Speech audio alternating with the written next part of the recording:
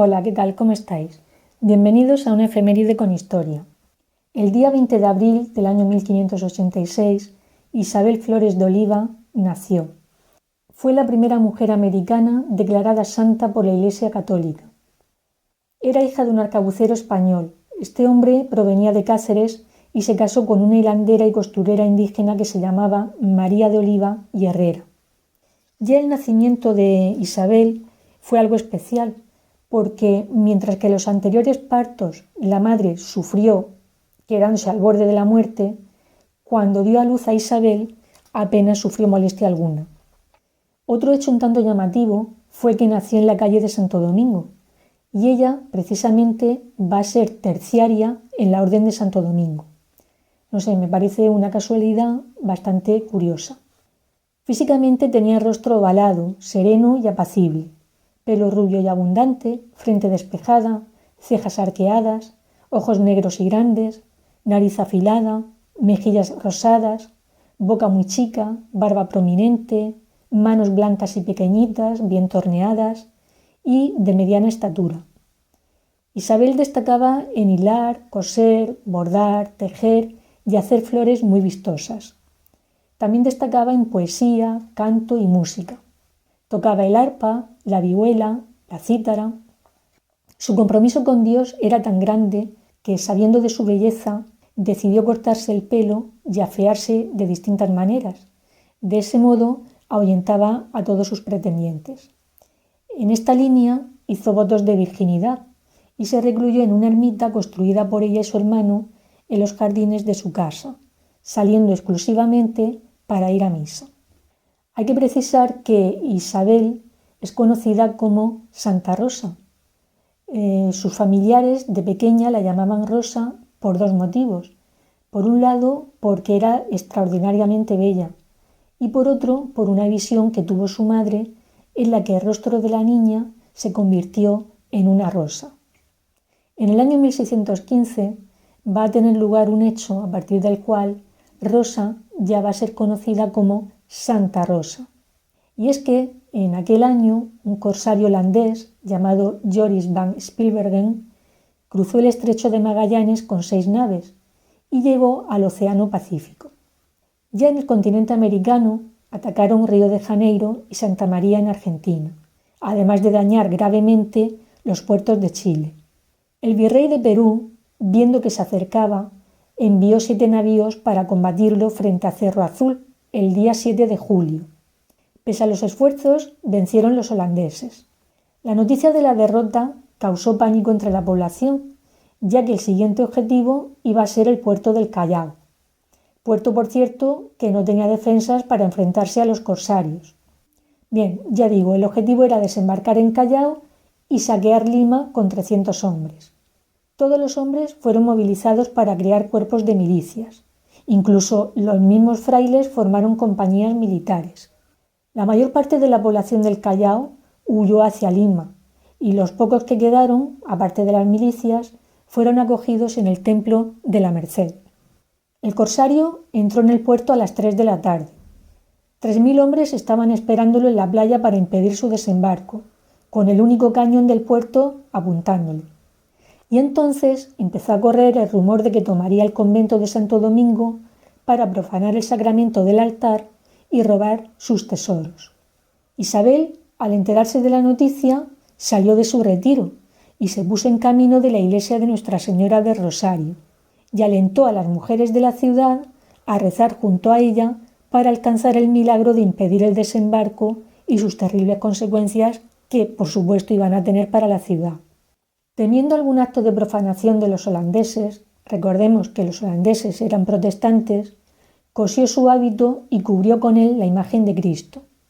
Y lo hizo pronunciando estas palabras: «Subiré sobre el altar y allí expondré mi cuerpo como un escudo para que reciba los golpes que tiraren los herejes al cuerpo de mi Señor Jesucristo». Este hecho es el que ha llevado a tenerla por protectora de Lima, la ciudad natal de Santa Rosa. La representan con un ancla en la mano y la silueta de una ciudad sobre sus uñas, encarnando la esperanza ante cualquier ataque o peligro, ya sea natural o espiritual. Vale, ¿y qué pasó con los holandeses? Pues que sin intentar ninguna acción, levaron anclas y se alejaron del puerto del Callao. Santa Rosa tenía una relación especial con los animales, y esto es así desde que, cuando era niña, escuchó decir a su madre que mataría a un gallo porque no cantaba. Y entonces Santa Rosa ordenó al gallo que cantara, y así lo hizo el gallo. Y fue de esa manera como evitó su muerte. Santa Rosa atendía con mucho esmero y mucho cariño a pobres y enfermos, y por eso pues fue realmente muy querida. Curaba a los enfermos ayudándose de una estampita del niño Jesús, a quien ella llamaba el doctorcito. Y una cosa muy curiosa que ocurrió fue que hizo brotar un rosal en su casa. Y es curioso porque las rosas no se producían en Perú. Otro milagro que se le atribuye es su aparición a varios centenares de filipinos que huían del asedio japonés. Esto ocurrió durante la ocupación japonesa de las Islas Filipinas en las cercanías de un pueblo llamado Bukol. Después este pueblo fue rebautizado como Santa Rosa Laguna. Bien, pues os voy a contar un poco cómo sucedieron los hechos. Mientras las tropas del ejército imperial avanzaban cerca de ese lugar, la santa hizo su aparición y los condujo hasta un templo cercano. Allí les ofreció refugio y alimento. La leyenda dice que una bella dama, vestida con túnicas blancas y negras, los condujo hasta la iglesia en la parroquia de Santa Rosa. Una vez dentro, ella les ofrecía abundante pescado y arroz. Posteriormente, las tropas japonesas llegaron hasta la iglesia. Los oficiales que encabezaban el pelotón intentaron entrar montados en sus caballos, pero, incomprensiblemente, los animales se resistieron a entrar. Santa Rosa fue beatificada el 15 de febrero de 1668. Poco tiempo después, el 14 de mayo de ese mismo año, la reina Mariana de Austria, en España, encargó a los arzobispos y obispos de los reinos hispánicos que festejasen el nombramiento. Los mejores artistas de la ciudad de Sevilla, estamos hablando de Murillo, Valdés Leal, Pedro Roldán, tuvieron encargos de los representantes de la Iglesia para realizar obras que dignificasen las celebraciones de la catedral y del resto de conventos sevillanos. Un ejemplo, en el antiguo convento de San Pablo, y que ahora es el Templo de la Magdalena, se encuentra una escultura de Santa Rosa con el Niño, obra de Pedro Roldán. Esas manifestaciones artísticas también se dieron en otras provincias andaluzas. Durante los días de celebración, los actos no solamente se restringieron al embellecimiento de altares, sino que también se desarrollaron otras manifestaciones escénicas, como fue el coloquio representado por los estudiantes de gramática del Colegio de Santo Tomás, y el título del coloquio fue La mejor rosa de Lima.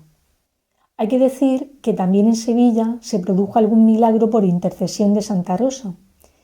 Me refiero al caso de una monja sevillana que en el año 1669, un año después de la beatificación de Santa Rosa, fue curada de una grave enfermedad cuando estaba a las puertas de la muerte. Y fue en ese momento cuando Santa Rosa se le apareció dándole la vida de nuevo. Santa Rosa murió el 24 de agosto de 1617 cuando tenía 31 años y murió de tuberculosis. Podéis imaginar el revuelo que produjo su entierro. Por donde había de pasar la comitiva fúnebre se ocuparon balcones, azoteas, se veían a toda clase de personas, unas sobre otras, amontonadas por todas partes. A la ceremonia fúnebre asistieron el arzobispo de Lima, la Real Audiencia, el Cabildo Metropolitano, los prelados de las religiones y la nobleza de Lima. Hubo quienes quisieron hacerse con alguna reliquia de Santa Rosa y le arrebataron velo, cabello y parte de los hábitos, hasta el punto de que fue necesario volver a vestirla 6 veces antes de ser enterrada. Dicen que después de muerta, su rostro era de tal hermosura que parecía que estuviera dormida. Es más, su cuerpo desprendía una fragancia especial que perduró incluso 19 meses después, cuando la cambiaron de lugar de enterramiento. Una vez enterrada, las visitas a su sepulcro aumentaban, porque cada día crecían los beneficios que allí recibían los enfermos que recobraban la salud. La gente empezó a reclamar entonces que trasladaran su cuerpo, ya que se encontraba demasiado lejos y no todas las personas podían visitarlo. así que fue trasladado donde hoy en día descansa, en el convento de Santo Domingo, en Lima, en el interior de un mausoleo de mármol. Su tumba se ubica en un antiguo cementerio en donde eran sepultados los primeros religiosos de la orden, y en la placa que hay en su tumba se lee lo siguiente: hago donación de mi cuerpo a mis hermanos dominicos. Esa frase explica su agradecimiento de haber pertenecido a la orden terciaria dominica. Bien, pues en el convento de Santo Domingo se encuentra la mayor parte de los restos de Santa Rosa. Digo la mayor parte porque el cráneo ha sido llevado al templo del mismo convento. Se encuentra guardado en una urna de mármol enchapada en oro y plata. Otros restos de su cuerpo fueron llevados al santuario de Santa Rosa o al Palacio Arzobispal en el centro de Lima. El santuario de Santa Rosa está edificado sobre lo que fue su casa, la casa donde se crió. Esa casa, a partir del día de su muerte, se convirtió en lugar de reunión de la población, con la finalidad de hacer oración y encomendarse a ella. Ese fue el motivo por el cual muchos devotos se comprometieron a cancelar el arriendo del inmueble. Los fieles siempre trataron de conservarla, llegando a construir una capilla en las habitaciones. Respetaron el jardín donde había crecido por primera vez en Lima los rosales y conservaron también la ermita. En 1669, un caballero de la Orden de Santiago compró la casa y la donó a los religiosos del convento de Santo Domingo. La idea era que la convirtieran en capilla y santuario. En 1728 se levantó el santuario junto a la casa donde nació, y aquella fue la primera iglesia dedicada a Santa Rosa antes de su canonización. Después de alguna remodelación, hoy en día, el santuario en el centro de Lima conserva recuerdos de Santa Rosa. En el santuario se encuentra la habitación donde pasó su juventud. En esa habitación se halla un altar y dos pinturas del siglo XVII. Una de ellas representa el rostro de Santa Rosa. En la parte central se encuentra la primera imagen de Santa Rosa, hecha aproximadamente en 1670, tallada en madera de cerezo. Se cuenta que cuando los piratas ingleses amenazaron con invadir Lima, fue su imagen la que defendió a la ciudad, encabezando una procesión. En ese santuario también podemos encontrar una habitación destinada a enfermería, y en cuyo interior la santa curaba a los enfermos. En el centro de esa sala se encuentra un niño Dios conocido como el Doctorcito, a quien Santa Rosa, como ya he dicho antes, pues recurría cuando tenía que atender casos más graves. He comentado anteriormente que existen en el interior del santuario dos pinturas de Santa Rosa. Bien, pues una de ellas, que fue pintada en madera, fue trasladada al santuario por Miguel Grau en el navío Huáscar. Miguel Grau fue un almirante peruano, y sobre esta persona parece ser que Santa Rosa de Lima también ejerció su influencia divina. Os cuento. Un amigo religioso de Miguel Grau le regaló una estampita de la santa en 1879 para que lo cuidara en alta mar. En esa estampita le escribió una dedicatoria que decía así: Miguel, que esta santita nuestra te acompañe, y si no te regresa con vida, que te traiga lleno de gloria. Esa estampa la estuvo guardando Miguel Grau en su camarote del Huáscar, y aunque no regresó vivo al Perú, Santa Rosa de Lima se ocupó de cumplir la promesa hecha por el clérigo, y Miguel Grau regresó lleno de gloria y reconocimiento. Fue llamado el Caballero de los Mares. Y esto fue así porque murió frente a Punta Angamos en un combate totalmente desigual contra los chilenos. Santa Rosa fue canonizada el 12 de abril de 1671 y sobre su canonización pues existe otro hecho milagroso. Os cuento. Parece ser que el Papa Clemente X era escéptico acerca de los milagros de Santa Rosa, llegando a decir incluso: patrona y santa. ¿Y Rosa? Que lluevan flores sobre mi escritorio si es verdad. ¿Imagináis lo que pasó? Pues que comenzaron a caer sobre la mesa del Papa una lluvia de rosas. Y fue de esta manera como Clemente X aprobó su canonización. La importancia de Santa Rosa de Lima no solamente reside en ser un símbolo religioso, es que además es un símbolo de integración nacional, en el sentido de que en su veneración coinciden todas las clases sociales. La devoción a Santa Rosa no solamente se da en Perú, sino también en Filipinas y otras partes de América Latina, desde donde se producen auténticas peregrinaciones para visitar el santuario y la cripta donde se encuentran sus restos. Antes de ser canonizada, fue proclamada de manera excepcional patrona del Perú, del Nuevo Mundo y de Filipinas. Y además también es la patrona de la Policía Nacional del Perú. La fiesta de Santa Rosa de Lima se introdujo en el calendario general romano en el año 1727. Cada 30 de agosto, miles de fieles acuden al santuario de Santa Rosa de Lima y allí dejan su petición en el llamado Pozo de los Deseos. La historia de este pozo se remonta a un acto de sacrificio que realizó Santa Rosa. Ella decidió hacer penitencia por los pecados que cometían las personas, y esa penitencia consistió en tirar al fondo del pozo la llave del candado de la cadena de un cinturón de hierro que llevaba para autoflagelarse.